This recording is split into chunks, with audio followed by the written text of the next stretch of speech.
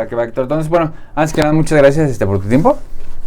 Quería comenzar, si nos puedes platicar un poquito, primero de cómo empezó tu como gusto personal o cuándo fue cuando te empezó a interesar esta parte como de la informática de las computadoras. Ok, muy bien. Pues más o menos empezó cuando estaba estudiando la preparatoria, como en segundo o tercer semestre.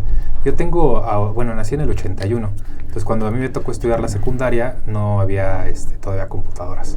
Entonces no había tenido yo contacto con ninguna computadora hasta que entré a la preparatoria y habían algunas computadoras en la sala de computación.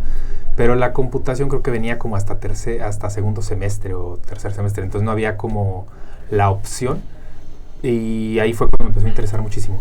O sea, yo exploré las computadoras no muy viejas, pero las que estaban ahí sí eran computadoras de los 90s, yo creo, 93, aunque yo estudié la preparatoria hasta el 96. Entonces, pues aprendí un poquito ahí de la computación y me llamó mucho la atención. Por eso decidí estudiar ingeniería en sistemas, que fue la carrera que hice, pero todo empezó desde ese entonces, más o menos. Sí, bien chistoso, ¿no? Porque ahorita ya andan computadoras en todos lados y en ese tiempo sí, claro. Ya me imagino del tamaño que no eran como nada prácticas. Y de ahí, ¿cuándo fue ya cuando empezaste a estudiar ¿cuál fue tu carrera que estudiaste? Ingeniería en sistemas. Ingeniería en sistemas. Ahí, ¿qué fue, digamos, ya lo que te llamó más la atención ya cuando estabas estudiando la carrera? De toda esta parte. Bueno, en ese entonces me llamaba mucho la atención la programación, pero pues yo nunca me dediqué a la parte de programación, pero me llamaba la atención porque era pues relativamente bueno, tengo muy buena lógica, siempre he tenido lógica matemática y así ha sido como que para lo que he sido un poquito más destacado y esa lógica ayuda muchísimo para la programación, entonces me gusta mucho como crear cosas, pero no soy muy bueno con lo artístico, ni con las manos, ni con las ideas. Sí. Entonces ahí era una parte como de poder potenciar ese gusto por crear cosas, crear algo que realmente tú logres hacer y que te digo, lo artístico no se me da, entonces ahí era un buen punto. Pero después de eso ya, por azares del destino, empecé a enfrentarme con el conocimiento de redes y comunicaciones y fue lo que me llamó más la atención. Y hoy es a lo que realmente me dedico, a esa parte. Wow. Y entonces, ahora sí, si nos puedes contar cómo empezó o de dónde surgió la idea de IMDR, ¿dónde salió todo? Sí, claro. La idea empezó cuando estaba estudiando la carrera. No es cierto, ya que salí de la carrera. Tenía la idea de poder poner un negocio, pero la verdad es que al final no tenía ni idea de cómo empezar algo así. Entonces entré a trabajar a una empresa y la idea viene porque trabajaba en un área como de soporte técnico que daban soporte pues a toda la infraestructura de la empresa, desde la computadora del que una persona trabajaba hasta las comunicaciones, la telefonía y bueno, todo lo que tiene que ver con esa parte. Y me di cuenta que, por ejemplo, mis compañeros hacían dinero extra arreglando computadoras de las mismas personas que trabajan ahí.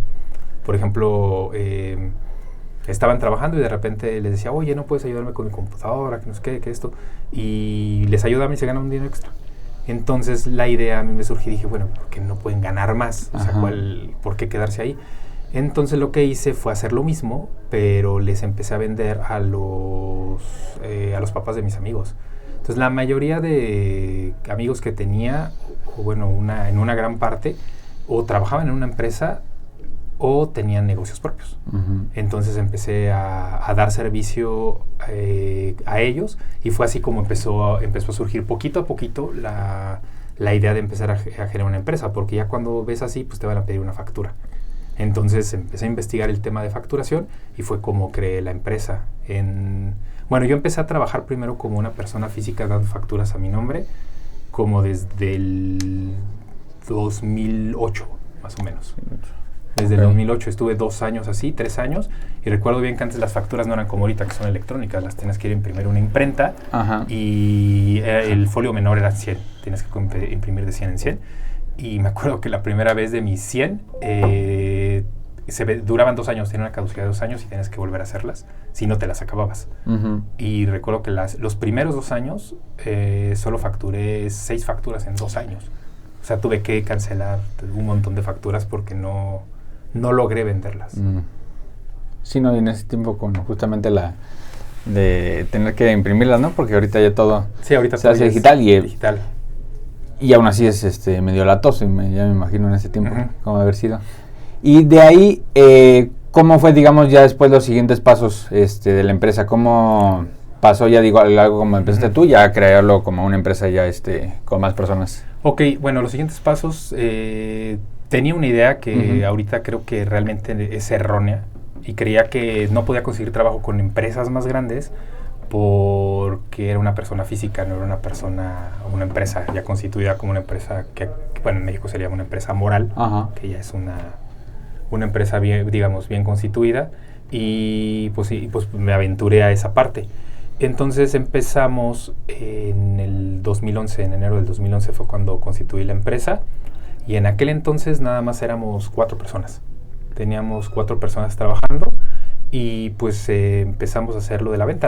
Realmente la venta la hacía yo, prácticamente toda, y empezamos a crecer poquito a poquito. O sea, recuerdo que los primeros años fueron muy lentos, como hasta el año 6. El crecimiento pues no era muy exponencial, era un crecimiento sostenido, pero lo que sí sucedía es que cada año vendíamos más. Íbamos adquiriendo nuevos clientes, y esos nuevos clientes pues nos tomaban confianza y se iban quedando con nosotros. Entonces fuimos creciendo, pero los primeros 6 años pues fueron muy lentos. No sabía yo absolutamente nada de negocios, no sabía yo vender, no sabía yo cómo funcionaba el tema económico. Ahorita, pues bueno, pues lo fui aprendiendo, pero en ese entonces, pues no, eso nos llevó a que fuera muy, muy lento. Además de que yo tenía otro trabajo, no podía yo sostenerme de un solo trabajo. Y, por ejemplo, mi trabajo constaba en que tenía que rolar turnos. Trabajaba en también temas de soporte de informática, pero teníamos que rolar turnos, entonces me daba tiempo de trabajar, por ejemplo, en la tarde, y toda la mañana trabajaba en lo de mi negocio. Okay. ¿Y cuánto tiempo estuviste dobleteando? Híjole, un montón de tiempo, casi, sí, más o menos a los 6 años. Es que sí es brutal, porque los primeros 6 años, y digo, la frase esa que te dicen a veces de que el que quiere tienda, que la tienda, sí es muy cierta, porque esos 6 años pues estaba a medio, pues digamos, medio esfuerzo, y también no necesitaba esforzarme tanto, pues yo tenía un salario y yo vivía, ¿no? Entonces, con que saliera para pagar los salarios de mis empleados y siguiera funcionando, era más que suficiente. Entonces, decidí renunciar un día, hace 6 años ya casi. Este año se cumplen 6 años, y la empresa ahorita tiene 12, entonces los primeros 6 años estaba así. El año que yo me salí, crecimos triple dígito, o sea, crecimos más del 100%. Y así fue exponencial los siguientes años, hasta que llegamos a una estabilidad. Pero ya que yo entré y me dediqué yo de lleno a poder organizar la empresa, sí empezó a crecer muchísimo. ¿Y qué fue lo que te hizo como tomar la decisión de ya voy a renunciar a tu trabajo para dedicarme al 100 a tu empresa? Es que, ¿sabes? Cuando la primera vez que empecé, era prácticamente yo solo, y creo que era una persona que me ayudaba a vender. Entonces recuerdo bien que estaba yo trabajando, y a veces tenía que trabajar de noche, porque el rol de turnos era también en la noche, no solamente era mañana. El tarde. De madrugada también. Era en la madrugada. Estaba en la madrugada, y ya la verdad es que estaba súper cansado a veces, porque tenía que trabajar en la mañana o en la tarde, o bueno, tenía que andar mezclando horarios. Y, por ejemplo, estaba ahí trabajando y digo, puta, yo creo que cuando venda, facturo 80,000 pesos, me salgo aquí.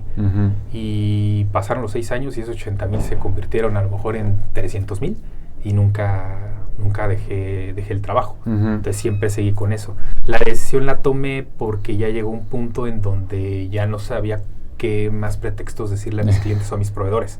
Me decían, oye, es que te quiero ver, vamos a comer. Pues no puedo comer, yo tengo que ir a trabajar. Oye, ¿puedes venir en la tarde? Y le decía al cliente, no, pues mañana, es que mañana no puedo, tiene que ser hoy. Entonces tenía que buscar la manera de poder vivir prácticamente 2 vidas, y es muy difícil. Es muy estresante. Y pues bueno, ahora por eso decidí meterle todo de lleno, y dije, bueno, pues sea lo que tenga que pasar. Si en 1 año o 2 años esto no funciona, pues vuelvo a buscar otro trabajo, no pasa nada. Y la realidad es que nunca pasó. Entonces ahorita, a diferencia de antes, el estrés es mucho mayor, pero el tiempo es mucho mayor también. O sea, tengo más tiempo libre ahora que antes. Ok. Qué bueno, sí. ¿Y qué le recomendarías, por ejemplo, a alguien también que tenga, igual tenga un trabajo y está haciendo un proyecto que lo quiere desarrollar en una empresa? ¿Cuáles son como las recomendaciones que le darías a esa persona para que justamente pueda aguantar y poder ya después hacer lo que... Bueno, la primera es que si es soltero y solo se mantiene a él, que se salga. Yo no sé qué está haciendo ahí, perdiendo el tiempo. Uh-huh. Ahora, si es como mi caso, que yo tenía a 2 hijos, yo entiendo, es mucho más difícil, uh-huh. es un poquito complicado, pero hay que analizar bien y estudiar muchísimo, cosa que al principio no hacía. Ahorita leo muchísimo y aprendo muchísimo no solamente de lo que yo tengo que hacer, porque una cosa es lo técnico, que ahorita uh-huh. ya no lo hago, es aprender sobre otras habilidades que muchas veces dejamos por un lado. Entonces es estudiar muchísimo sobre temas empresariales, sobre cómo manejar personal, cómo influir en las personas, es aprender a vender. Si eres buen vendedor, créeme, no te vas a morir de hambre, te puedes salir del trabajo y estoy seguro que un trabajo de mando medio hacia abajo, o sea, te estoy hablando de un trabajo que una persona pueda ganar entre 12,000 pesos a 30,000 pesos, uh-huh. con los ojos cerrados las haces vendiendo perfumes o cualquier cosa. O sea, la realidad es que es muy sencillo. Hoy te lo digo, si esto me preguntas hace 6 años, no sabría qué decir. Uh-huh. Pero ahorita sé que la habilidad de ventas es la habilidad que te hace como emprendedor poder hacer que el negocio funcione. Porque la realidad es que nadie le va a poner la atención que tú le pones. O sea, puedes conseguir un muy buen empleado, pero tiene su límite. Ese empleado no va a estar en las noches preocupándose si te pagaron, si no te pagaron, si vendiste, si no vendiste. Entonces, yo creo que el mejor consejo es que hagan una buena planeación antes de salirse, uh-huh. y cuando tomen la decisión que lo hagan y le den de lleno. Yo estoy seguro que, a mí me funcionó, pero también no hay algo que yo pueda decir que sea como una regla de oro que le va a funcionar a todos. La realidad es que pudo haber no funcionado y yo pude haber estado en otra situación ahorita, pero creo que estudiar, prepararse, por ejemplo, aprender de todas las áreas que un negocio conlleva. Por muy chiquito que sea un negocio, todos tienen contabilidad, todos tienen finanzas, todos tienen administración, todos tienen operación, todos tienen logística. Entonces puede ser muy chiquitito el negocio así, el más pequeñito que imagines, pero todo eso está englobado. Okay. Entonces hay que entenderlo, hay que aprender cómo funciona para que pues el negocio sea rentable. Hacer un buen costeo, o sea, hay gente que vende, pero la realidad es que nunca crece porque no tiene un buen costeo, porque no tiene un análisis financiero, porque no revisa cuál es su utilidad o no es su utilidad. O sea, ellos, por ejemplo, tabulas precios de acuerdo a la competencia y la realidad es que no puedes tabularlos así. Tienes que tabularlos de acuerdo a tu operación y dar tu costeo de manera diferente. No porque aquel lo vende en 10, yo lo voy a vender en 9. Tienes que ver por qué lo vende en 10 y a lo mejor lo puede vender en 10, pero esa competencia nunca va a crecer si no hay una utilidad. Okay. Entonces el consejo es ese, que la gente se aviente, pero que sí se prepare. Que se prepare, o sea, mientras está trabajando, puedes prepararte muy bien. O sea, la verdad es que siempre hay tiempo y ahí sí no hay que buscarlo. Sí. ¿Y cuáles son los principales servicios que ahorita ofreces ¿Qué significa IMDR? Bueno, originalmente pues como es una empresa que iba a instalar redes de computadoras, uh-huh. originalmente, las letras significan instalación, mantenimiento y desarrollo de redes. Okay.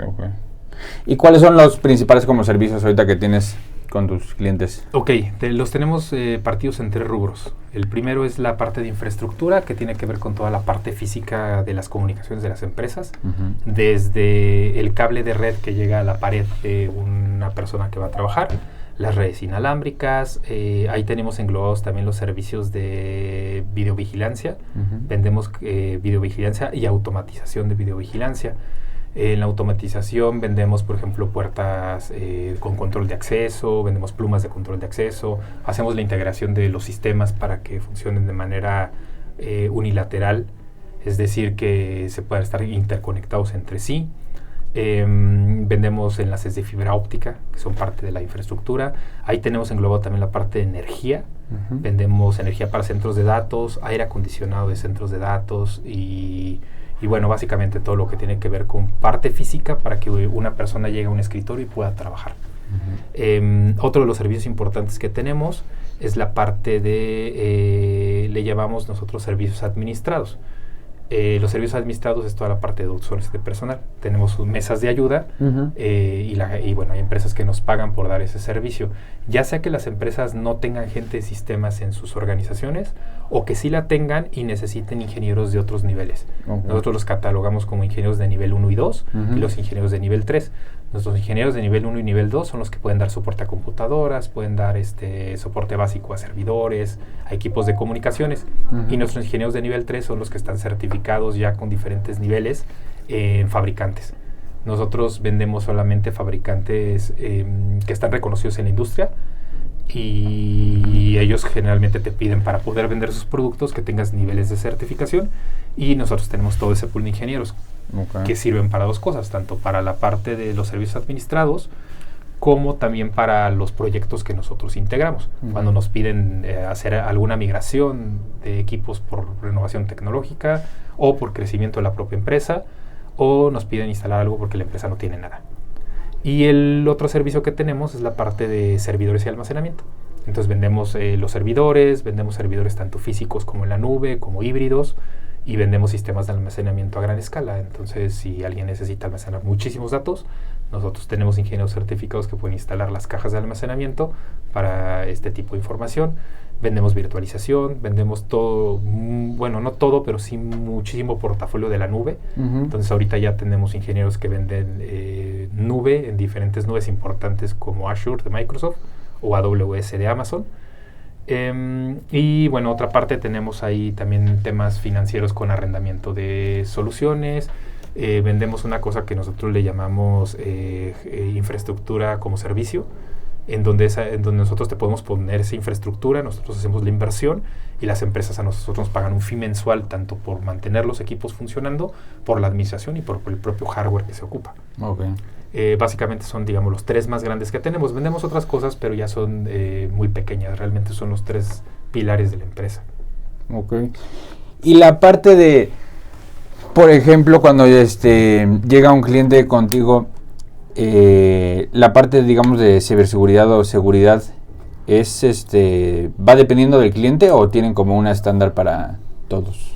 No, lamentablemente no podemos tener un estándar. Cada cliente es diferente.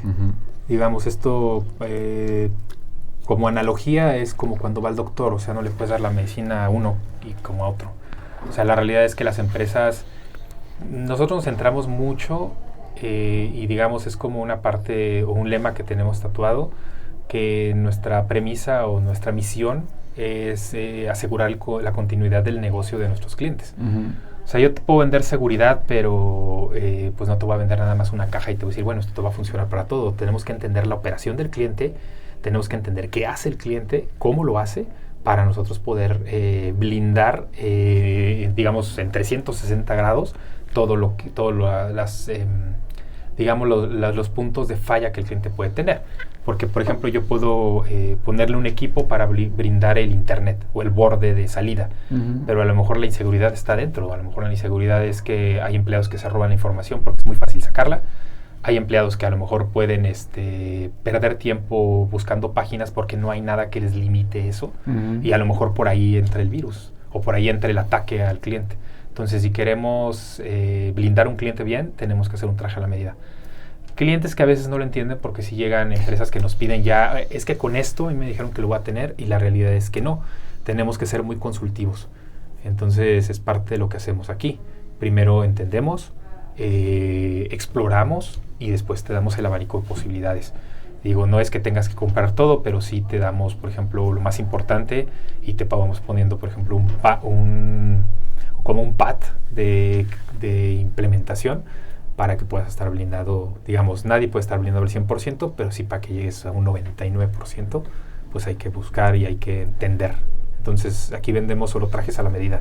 No vendemos, no sé, algo que le va a servir a todos, pues no. Hasta las computadoras no son igual para un arquitecto que para alguien que va a capturar datos. Son diferentes características y más o menos así es como hacemos lo de la seguridad. Y desde que empezaste igual la empresa, ahorita has sentido esta parte de, digamos, te ha tocado o ¿O has tenido la necesidad de incrementar la seguridad porque sientes que está aumentando las amenazas justamente en las redes?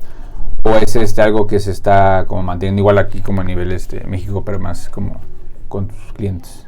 No, sí se está aumentando. Digo, es que anteriormente, por ejemplo, la mayoría de los ataques iban dirigidos a empresas muy grandes.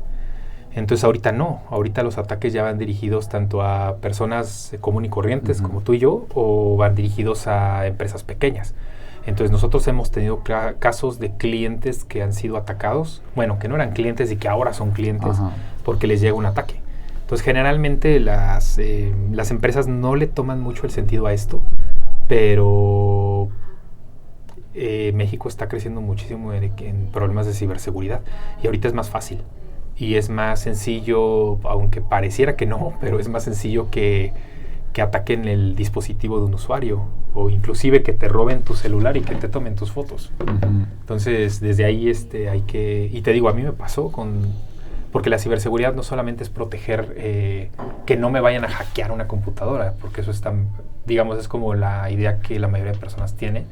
Y también tiene que ver muchísimo con la información que tienes. Porque hay veces que pues la información se puede perder porque no tienes un respaldo. Y en nuestro plan de seguridad o de ciberseguridad pues también está eso. Asegurar que tú tengas esa información porque no pudiste ser hackeado. Pero a lo mejor, no sé, la seguridad empieza desde que alguien abrió la puerta porque no tenía por qué entrar ahí. Se metió, jaló un cable... Y ese cable hizo que no se hiciera un respaldo y en la noche tu información se perdió. Y no tienes respaldo de algo que puede ser muy importante para ti. Por ejemplo, o para la empresa. Hay empresas que hacen procesos de producción y imagínate que, por ejemplo, alguien desconectó el servidor que respalda los folios de etiquetas que generan para ponerle a sus cajas. Y en la noche se pierde esa información. Entonces ya no hay cómo recuperar. Entonces toda la producción que hiciste, pues tendrías que ir manualmente a ver qué cajas imprimiste, poner los códigos, poner los números de serie y volver a regresar, a capturarlos, respaldar la información. Entonces la verdad es que hay cosas tan sencillas que sí hay que blindar. Y nosotros desde ahí blindamos. Yo, por ejemplo, si veo que un cliente no tiene seguridad en donde tiene su información, pues de entrada la física es importante. Me ha tocado ver empresas en donde generalmente los cuartos ya le ponen aire acondicionado. Y llego con un cliente y tienen toppers de comida ahí. Porque como no tienen refrigerador, la de administración va y mete su topper para que no se le eche a perder la comida del desayuno. Y me ha tocado ver eso. Entonces desde ahí imagínate que eso se derrame arriba del servidor porque lo ponen ahí. Pues desde ahí hay un punto de seguridad que muchos no están explorando. A mí, por ejemplo, se me dañó mi celular y perdí todas las fotos de mis hijos. Porque yo tenía un cierto... Bueno, en el iCloud del iPhone pues tienes una cierta capacidad. Y pues no tenía respaldar las fotos porque ya no cabían. Y ahorita pues pago un iCloud que me cuesta 120 pesos mensuales, pero tengo 1 terabyte para mis fotos. Entonces ya no me vuelve a pasar. Pero digo, para mí eran importantes, para otros pues eso no importa, ¿no? O sea, no tiene valor para nadie, pero para mí sí. Y en las empresas funciona igual. El valor de su información es lo más importante y es algo que nunca cuidan. Y te digo, no solamente es que me hackeen, es que desde adentro hay que estar cuidando lo que está pasando tanto en todo el entorno. Y si le tuvieras que dar como 3 recomendaciones básicas, ya sea a una persona persona privada o una empresa, ¿cuáles serían como los 3 tips que le darías que pueden hacer como de forma que no cuesta mucho trabajo, pero que les ayuda justamente a defenderse contra algún tipo de ataque? Pues mira, como persona normal como tú y yo creo que explorar el almacenamiento en la nube es algo vital. Porque, por ejemplo, yo digo, tú traes tu computadora aquí y si ahorita aquí saliendo te la roban, pues sí te va a doler que dices, pues me robaron mi equipo, mi computadora, pero a lo mejor te duele más lo que tenías allá adentro. Y si no lo tienes respaldado, o a lo mejor hay muchas personas que llegan y respaldan una vez a la semana un disco que tiene ahí al lado, ¿no? Entonces, pues eso ya es anticuado. Yo creo que lo mejor es tener una aplicación que te ayude a respaldar tu información, que es lo más valioso, ¿no? Yo creo que desde ahí sería empezar. La otra, muchos usuarios no usan antivirus. Entonces, sería importante tener una suscripción a un antivirus para que las personas puedan tener ahí, pues por lo menos que su computadora esté protegida, por lo mismo de los respaldos, ¿no? Porque si te entra un virus y borra tu información y está tu computadora conectada a internet, pues a lo mejor también te borra lo de la nube. Entonces es importante también eso. Y yo creo que el tema de las contraseñas. Y eso te lo digo, es un error que yo tengo, pero como ahora tenemos que poner 1000 contraseñas en todos lados, generalmente la contraseña es la misma que usamos para todo, para el banco, para el Facebook, para el Instagram. Entonces creo que mantener un buen protocolo de contraseñas es importante. Y otra cosa, hay algo que muchos no exploran, la doble autenticación en todos tus dispositivos, en todas tus contraseñas. Entonces tener un autenticador con token te ayuda muchísimo. Entonces la mayoría de aplicaciones ya te soportan doble autenticación y eso te da la posibilidad de poder poner la misma contraseña en todos lados, pero cada vez que te quieras loguear, pues puedes poner tu autenticador. Hay aplicaciones de autenticación que bajas de internet y las puedes casar casi a todo lo que pues, tú usas, tanto ya sea profesional como personal. Entonces yo creo que esas 3 serían para una persona. Y para las empresas, pues analizar todos los esquemas de seguridad que te digo. Nosotros esas consultorías las damos gratis. Entonces siempre ponemos una persona que saque toda la información y poder entregar, digamos, una fotografía de lo que la empresa tiene y recomendaciones.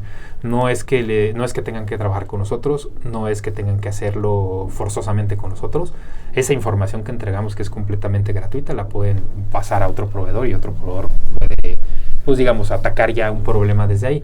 Generalmente, pues la mayoría de empresas que lo hacen con nosotros, pues lo compran, ¿no? Pero digo, no es a fuerzas. Pero sí por lo menos puede servir como una radiografía de cómo estoy, ¿no? Te puede ayudar muchísimo para, pues a lo mejor si no es este año, puedes pensar en invertir el siguiente.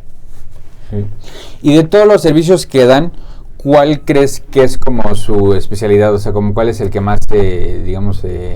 Híjole, yo creo que el tema de... Nosotros vendemos diferentes marcas de productos. Y una marca en particular que se llama Cisco, pues de ahí viene el 70% de nuestros ingresos, de la venta e implementación de sus equipos. Entonces creo que ahí está focalizada nuestra especialidad en los equipos de esa marca.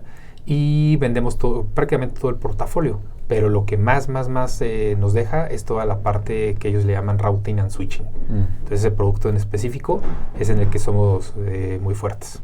Tanto aquí en la región como tanto Bajío y en el país, pues también estamos posicionados en un muy buen lugar con la marca. Bueno. Y ya se me olvidó que te iba a preguntar. No, sí. ¿Qué le recomendarías, por ejemplo, a alguien que va saliendo igual de la universidad, igual quizás estudia algo de informática y quiere especializarse ya sea justamente en alguno de estos temas como de infraestructura, ciberseguridad, análisis de datos? ¿Cuál es como la recomendación general que le darías a la persona para que tenga una como carrera exitosa? Los idiomas. ¿Los idiomas? Claro. Suena medio raro, pero creo que es una de las cosas más importantes que te abre muchas puertas. Si estás estudiando, si vas a entrar a la carrera y no tienes idiomas, yo creo que ahí es donde está el punto. Digo, si quieres crecer en una empresa grande, creo que los idiomas son súper importantes. Y la segunda son las certificaciones. ¿Y de las certificaciones cuáles son como las que más recomiendan? ¿O tú cuando estás armando tu equipo? Es que nosotros vendemos, por ejemplo, Cisco, entonces buscamos certificaciones de Cisco, pero hay muchas marcas. Entonces, no es que sea ni la más importante ni la mejor. Esa es una realidad, digamos, es una marca de más. Es como los autos, pues hay N cantidad de posibilidades, buenas y malas. Creo que Cisco es una de las mejores del mundo, pero hay otras. Hay otras que también son igual de buenas. Y ahorita, como está el mercado, digo, si ahorita la persona va apenas a salir, yo creo que temas importantes que se vienen a futuro, si se dedican a la infraestructura como nosotros, es la parte de nube. Todas las certificaciones en nube, eso ahorita ya está dejando mucho y creo que en los siguientes años va a ser el boom, porque las empresas están cambiando muchísimo sus inversiones. Ya no invierten mucho en activo, quieren invertir más en la parte de pasivos. Y ahí el pasivo es más barato a la larga en un arrendamiento, y la nube pues es eso, es un arrendamiento y te olvidas de todo el mantenimiento porque hay diferentes costeos, ¿no? Pero bueno, para aterrizar el punto, creo que nube es muy importante y la ciberseguridad es otro. Creo que ahí están los dos focos. Y no necesariamente la certificación de una marca, hay algunas certificaciones genéricas muy buenas de ciberseguridad que no tienen que estar focalizadas con una solución en específico, y creo que por ahí alguien podría empezar para especializarse en eso. Es algo de lo que hoy en día se demanda muchísimo, porque ya la mayoría de personas está haciendo conciencia de de lo que sucede. Y como te dije hace rato, los ataques cibernéticos pues ya están enfocados más a empresas pequeñas y medianas que a empresas grandes. Porque las empresas grandes cada vez son mucho, mucho más complejas de que las puedan hackear. ¿Por qué? Porque ellos ya lo entendieron hace 10 años y empezaron a fortalecer todo esto que te decía de ver por todos lados la seguridad. Y las empresas pequeñas no, las empresas pequeñas piensan que comprando el firewall ya están protegidos y pues hay muchas cosas que hay que cerrar aparte de eso. Sí, no, ya como Google y Microsoft ya está más complicado a ellos hackearlos. Y tú bueno, igual en tu trabajo y día a día, ¿qué tanto usas inteligencias artificiales ahorita en el momento? Ahorita lo empecé a usar apenas. Hace un par de meses. ¿El de chat o algún otro? No, usamos el ChatGPT y de hecho mañana tengo una conferencia con una persona que me quiere vender un bot con inteligencia artificial para nuestra página. Porque ahorita tenemos uno, pero es administrado por una persona. O sea, entra como un pequeño bot, pero ya está preconfigurado. Sí. Y después cuando las personas empiezan a interactuar con el bot, después de 2 o 3 mensajes, ¡pum!, entra la persona de nosotros para atender ya de manera física. Pero ahorita lo que me están intentando vender es un bot con inteligencia artificial tipo ChatGPT que le empieza a preguntar y te contesta lo que... Sí, ya como específicas al como negocio, específico, ¿no?, del negocio, para poder tener esa atención un poquito más abierta, porque ahorita pues tenemos solamente 2 personas en eso y a veces es complicado que las 2 al mismo tiempo puedan estar trabajando, más aparte de otras actividades. Entonces esto pienso que nos puede quitar un poquito de carga de trabajo, apenas lo va a ver. Pero yo personalmente empecé a usar apenas hace 1 mes y medio el ChatGPT. Lo usé, pero como que no le vi mucho valor. Pero la licencia de ChatGPT 4.0, la que se es pagada, es una diferencia abismal. Pero completamente abismal a lo que generalmente usas gratis, que es el ChatGPT 3.5. Y esto lo vi porque fue un curso en una universidad en donde, el curso se llamaba Cómo crear tu plan de negocios 2024 usando inteligencia artificial. Me hizo interesante, lo tomé y la verdad es que aprendí bastante era enfocado a otra cosa, pero la verdad es que sirve para todo y ahorita lo estoy usando muchísimo. Por ejemplo, yo lo uso mucho cuando hago propuestas de negocio, pues hay texto que redactar y el ChatGPT le pegas el texto y le digo arréglamelo y te pone palabras más ad hoc que las que generalmente yo pudiera utilizar. Digo, yo no soy un muy buen redactor, pero sí, con ChatGPT te ayuda mucho a poner en concreto lo que quieres decir y que sea muy entendible para la persona que lo va a leer. Entonces me estoy ayudando mucho de eso. Es básicamente lo que yo hago. Uso que me mejore mis textos, que uso para tanto para mis correos como para mis propuestas. Y en general, ya viendo esa como misma herramienta, en unos 5 o 10 años, ¿te emociona lo que pudiera hacer o te preocupa? A mí me preocupa. Me preocupa, pues como empresario me emociona, pero como persona me preocupa. Y te voy a decir por qué. Como empresario, por ejemplo, sería genial que este bot que me van a presentar, no creo que lo vaya a hacer, pero imagínate que yo le pudiera, que autoaprendiera. Que yo lo tuviera y que cada vez de que tenga una duda me pregunte, yo le diga y a la siguiente lo aprenda y lo aprenda y lo aprenda y lo aprenda. Después de 6 meses, yo ya no necesito las 2 personas que te platiqué. Esas personas ya no sé, ya adiós. Porque ¿para qué los necesito si esto ya aprendió todo lo que tenía que aprender? Entonces, en el momento que logren hacer algo que realmente aprenda, porque lo que hace ChatGPT en realidad es que tiene información capturada ya, no está aprendiendo nada. Sí. Está realmente, o toma la información de un lado, la analiza y la redacta de manera que tú la entiendas, pero no es algo que pueda aprender. O sea, no tiene aprendizaje propio como tal de que te digo, está el bot acá y que por otro chat a mí me preguntara, le contesto todo lo que tiene que decir y después a la siguiente ya no me pregunta, cada vez me pregunta menos, como el proceso de una persona que aprende. Pues para mí eso sería ahí genial, pero me da miedo. O sea, me da miedo que algo así pueda pasar, y inclusive en empresas muy muy grandes que ya lo tienen muy desarrollado. Estamos hablando de Google, de Amazon, de este tipo de empresas. Pues cada vez hay cosas más automatizadas que se pueden hacer. A mí me tocó, tenemos de cliente a Nissan, fabricante de autos, y me tocó ver cómo cambiaban algunos robots de las líneas de producción. O sea, ya no hay personas. Entré a hacer un recorrido a BMW y toda la línea de pintura no tiene una sola persona. Son puros robots trabajando. Entonces, pues obviamente la cantidad de empleos que se sí, pueden ir, uh-huh, es impresionante. Me tocó ver un video de en China estaban haciendo un robot taquero, hacía tacos al pastor. Entonces ya ven robot tacos al pastor, al rato pues pones carritos automatizados de tacos al pastor, ¿no? Entonces, la verdad es que sí da miedo. Como persona me da miedo porque, pues imagínate dónde vamos a parar como sociedad. Luego el ChatGPT es que es impresionante lo que hace, y inclusive el con licencia tú le puedes decir, oye, redáctame un estudio actual acerca del problema ambiental en Irlanda del Norte. Va, busca, hace una investigación, y le dices, genérame una introducción de tantas cuartillas con 7 contenidos y una conclusión, y te entrega todo el trabajo hecho.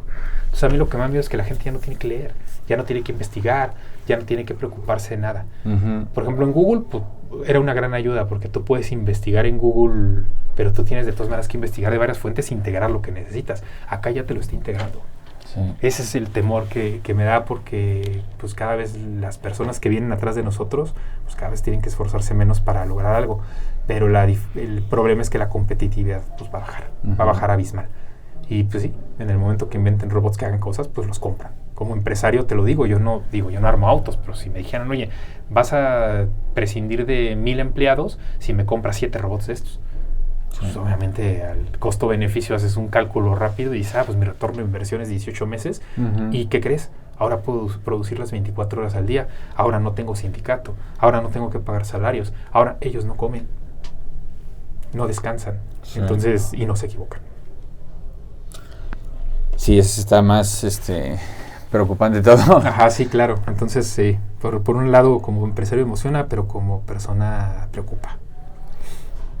Pero ¿crees que llega a un punto ya tan desarrollado que vaya a ser como esta parte de que ya es inteligencia completa, de que ya es como un ser humano? O sea, como ser humano o también como sin sentimientos, digamos. Sí, claro, porque lo que no se ha podido copiar es la razón humana. Uh-huh. Por ejemplo, veía un ejercicio de inteligencia artificial en donde imagínate que tú tuvieras que decidir entre 2 personas si una vive o una muere. Entonces es bien complicado porque tú dices, pues bueno, ¿cómo decido, no? ¿A quién salvo? Uh-huh. Pero uno es tu primo y el otro es alguien que no conoces. Pues vas a salvar a tu primo. Exacto. Pero resulta que tu primo es propenso a cáncer, que no lo ha desarrollado, y si lo ve una inteligencia artificial, pues va a salvar al del lado derecho. ¿Por qué? Porque se va a morir, porque sus posibilidades de vida son mayores. Entonces, mientras la inteligencia artificial no pueda discernir o no pueda crear esos sentimientos o ese raciocinio que tenemos nosotros los seres humanos, pues no hay nada que copiar.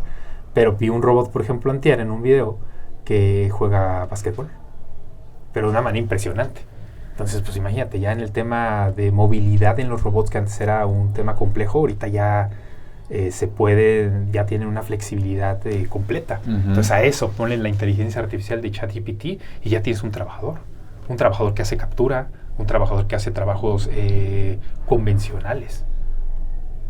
Sí. No sé si has visto una empresa que se llama Boston Dynamics. No. Que hacen robots. Es el que hizo que es como un perrito. Ajá. Que es como el clásico que usan la militar, creo. Y ya hicieron un robot así pues, de cuerpo completo y lo ponen a trabajar en construcción. Entonces, literalmente va caminando mientras está cargando un costal. Ajá. Y las personas ahí lo están como empujando, como para simular un empujón, y se reajusta el solito, salta, sube como el saco y baja. Ajá. Y todo, y ya lo hace solito. Entonces eso sí está como, ya de ahí a que ya, como dices, ya lo usen en vez de las empresas de construcción, en vez de que tengan un equipo, pues ya nomás tienen sus 3 robots y ya. Sí, claro, o sea, siempre hay que tener un supervisor, o sea, eso es vital, pero yo creo que al menos los puestos repetitivos, que uh-huh. siempre haces lo mismo, eso, híjole, eso está eso es lo primero que va a tener problemas. Sí. O sea, como dices, esto del albañil en el momento. También vi uno que pega tabiques, pero un robot grande pega tabiques. Entonces, pues ya te lo dejas ahí una tarde y te construyes 10 paredes. Y ya, tú te vas a descansar y cuando regreses ya están las 10 paredes puestas, exactamente simétricas, sin ningún problema, sin ningún error. Uh-huh. Entonces, hay muchas cosas que ya robots pueden hacer y sí, pues sí está complejo. Y para ti, por ejemplo, esta otra parte que es, digamos, como el arte o la creatividad, que es lo que asociamos con la humanidad. Ujú.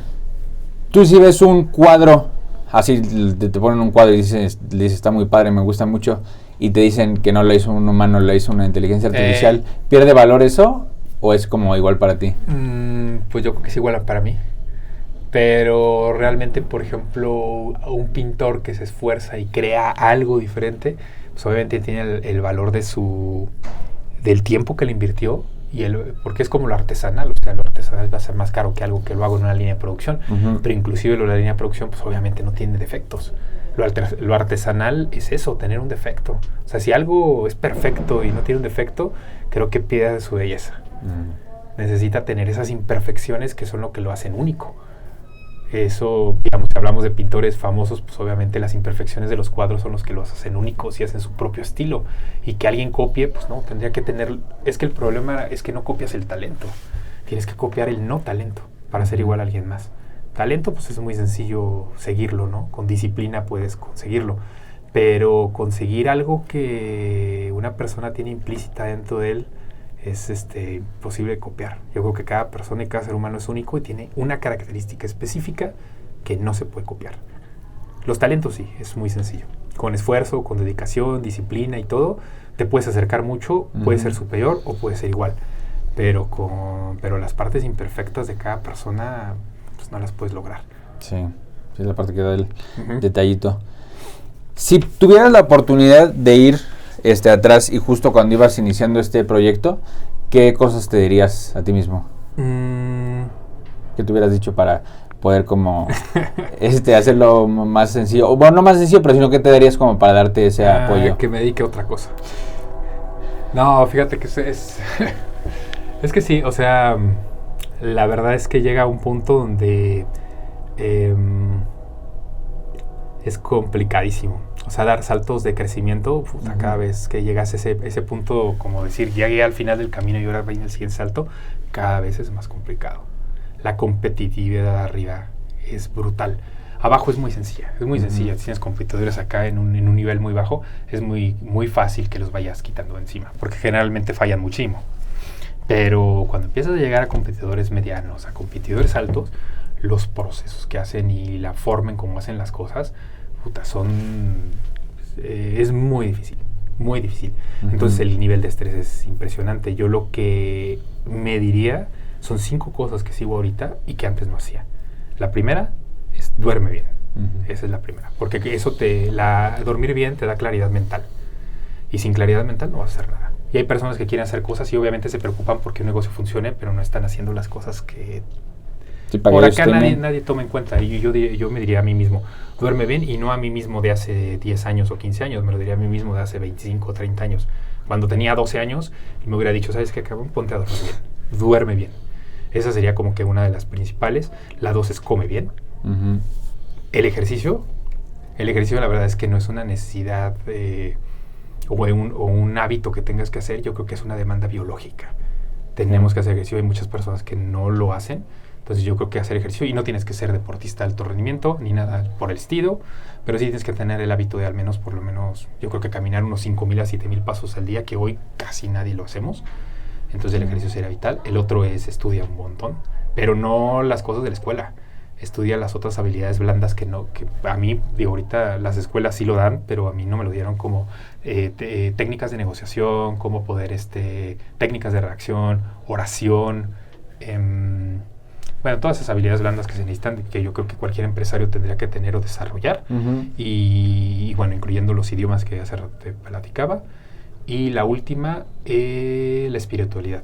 Es algo que yo por muchos años perdí y que no le ponía mucho foco, pero yo creo que la parte espiritual es muy, muy importante, porque te ayuda a relajar y bajar esos niveles de estrés y de ansiedad que un empresario, y cualquiera que sea empresario, te puede decir que los tiene. Algunos más que otros, pero la realidad es que todos viven con ese estrés y ansiedad constante que no te deja dormir, que no te deja estar a gusto, que te tiene pensando todo el tiempo, y la espiritualidad te ayuda mucho. Digo, no tienes que creer en algún dios o algo así, ni ser religioso, pero puedes usar técnicas de meditación, puedes usar técnicas de respiración, y creo que aprender esas habilidades te puede ayudar muchísimo.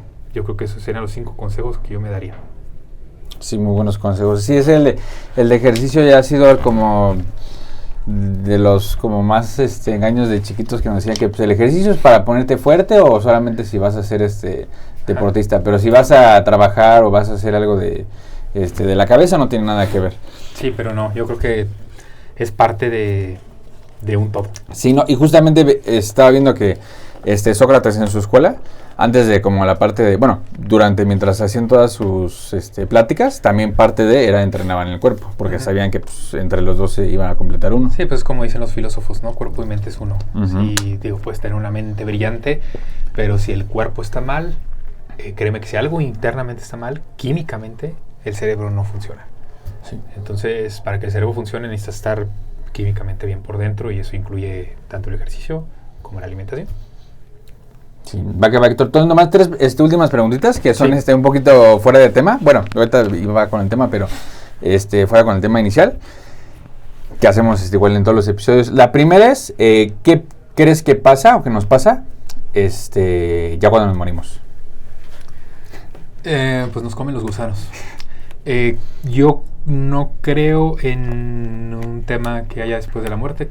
Soy una persona que soy muy científico. Entonces creo que pues el cuerpo funciona como carbón. Entonces hace carbón, se deshace y pues listo. Entonces no creo que haya nada después de la muerte que nos espere. No creo en fantasmas ni en esas cosas. Entonces no sé si haya un alma, la verdad. No lo creo. ¿Y cómo entonces trabajas o cómo desarrollas tú en tu caso, tu espiritualidad? En mi caso uso técnicas de meditación. Pero creo que funcionan muchísimo la parte, he conocido muchas personas de religión. Tengo un muy buen amigo que es cristiano y tiene mucho ese tema. Yo lo respeto muchísimo y creo que ¿sabes qué? Más bien me refiero como que al gancho. Es que hay veces que no tienes a nadie que te ayude. Y la realidad es que en la vida es una verdad absoluta. De que se está solo. Es una realidad. Sí, puedes tener que tu papá, que tu mamá, que tu mejor amigo y todo, pero la realidad es que las 24 horas no pueden estar contigo, ni pueden darte su 100%. Sí te pueden regalar un 20, un 30% de su tiempo y un 30% de su buena fe, pero la realidad es que el otro 70% que necesitas lo tienes que sacar tú de donde puedas. Y cuando ya de plano no puedes, estás en una situación bien complicada, la parte espiritual es importante. O sea, y con lo espiritual, pues no me refiero a que una vez que te mueras, pues te vas a un cielo o algo así. Más bien me refiero a que sí necesitas ese yo interno. Yo a veces, parezco loco, pero sí hablo mucho conmigo. Hablo muchísimo conmigo y me voy repitiendo las cosas que tengo que decir. No sé, imagínate que voy a una junta o que voy a hablar con mis hijos. O a lo mejor, por ejemplo, me peleo con alguien, ¿no? Por algo que dije, porque también tengo muchos errores. Y me pongo a hablar conmigo mismo y decir, no, es que ya la regaste, es que debiste haber hecho eso. Me autodoy consejos que muy pocas veces sigo, pero a eso me refiero con lo espiritual. O sea, siempre hay algo ahí y creo que, bueno, yo en mi caso creo que el Dios que muchas personas tienen pues son ellos mismos, escuchándose, porque pues a ti nadie te va a escuchar, pero cuando hablas por dentro, tú mismo te escuchas y tú mismo te relajas y entiendes lo que tienes que hacer. Y la última preguntita es, ¿qué crees o cuál crees que es el propósito de nosotros los humanos aquí en la Tierra? Ya sea igual de como de todos o el tuyo en personal. Ok, yo creo que es hacer algo que ayude a los demás. Es importante porque si por ejemplo nos dedicamos a... nosotros vivimos en un país que es 100% capitalista, entonces el objetivo de muchas personas pues es hacer dinero. O sea, sigues una línea de generar una riqueza, mucha, poca o lo que sea, o sigues una línea de generar un conocimiento, o sigues una línea de ser una buena mamá, un buen papá. Entonces todos tienen un objetivo, pero creo que en general el objetivo es al menos poder causar una impresión en al menos una persona, algo que le cambie la vida. Si logras hacerlo en muchas, qué bueno, pero si con que lo hagas en una persona que realmente por tu ayuda, no tiene que ser especie, pero puede ser con tu guía o con lo que tú estás haciendo, creo que vale la pena. Creo que el propósito es servir. Eso así lo llamaría. Si tu propósito no es servir, puta, pues no sé qué estés haciendo. No vale la pena. O sea, porque no hay satisfacción. Es como si tú ahorita me dijeras, oye, pues te regalo $1,000 millones, pero no hay dónde gastarlos, a mí no me sirven para nada. Entonces creo que el tema es ahí. Venimos a servir y venimos a ayudar a las personas. Si no puedes ayudar a nadie, pues no tiene razón de ser. O sea, yo no tengo razón de vivir si no tuviera que hacerlo por alguien más. O sea, por mí sí, pero es más importante por los demás. Ahí es cuando realmente empieza a venir la riqueza real, que empiezas a sentir la satisfacción de hacer algo. Cuando haces algo que le causa una felicidad a alguien más, te da una satisfacción mucho mayor que me sacar aquí $1,000 ahorita. Sí, yo creo que, como dices, es la parte de cuando haces algo nomás con el fin de no dañar a alguien, pero no estás ayudando a nadie, no se siente también como hacer algo chiquito aunque sea, y estás ayudando a alguien, ya se siente como muchísimo mejor. Sí, exacto, sí, claro, o sea, se multiplica la satisfacción de las ganancias, se multiplica la satisfacción de llegas y duermes bien, sí, cuando eso pasa. Bueno, muchísimas gracias por tu tiempo. ¿Dónde puede, por si una empresa o alguna persona quiere conocer más de los servicios, en dónde pueden conocer más? Claro, tenemos un portal en internet, la página es imdr.online. Si tú pones ahí imdr.online en internet, pues entras a la página y en la página pues viene pues ahí todo el abanico de servicios y productos que tenemos. Otro medio de contacto pues es nuestro teléfono. Ya no tenemos 01800, ahora ya pues, todos los teléfonos son nacionales, entonces nuestro teléfono es 442-811-00. Es entrar al conmutador y ya desde ahí te pueden transferir. Tenemos 3 sucursales, tenemos la sucursal de Querétaro, la sucursal de Ciudad de México y la sucursal de Mérida. Entonces en cualquiera de esas 3 podemos atender. Nos falta irnos para el norte, que ya pronto lo vamos a hacer.